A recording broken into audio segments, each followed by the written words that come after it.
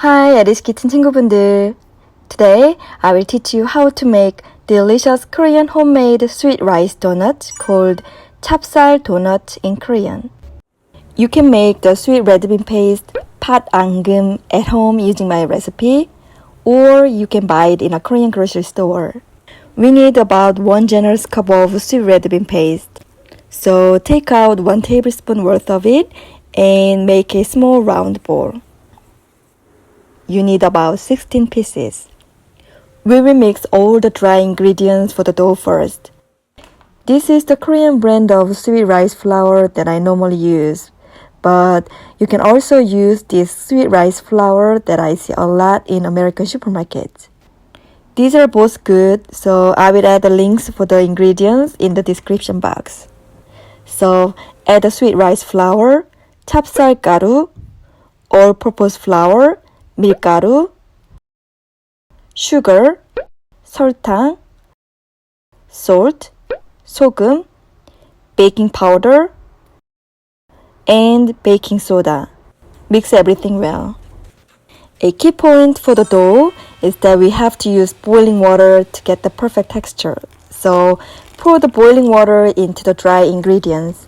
Then add the salted butter and stir it gently with a spatula.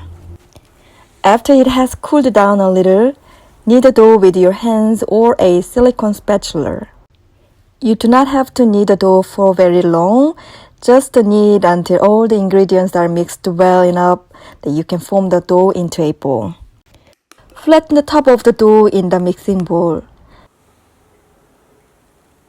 Then divide it like you're cutting a pie into 16 portions with a spatula. Take out a piece of the dough and form it into a ball. Flatten the dough in your hands into about a 3-inch diameter.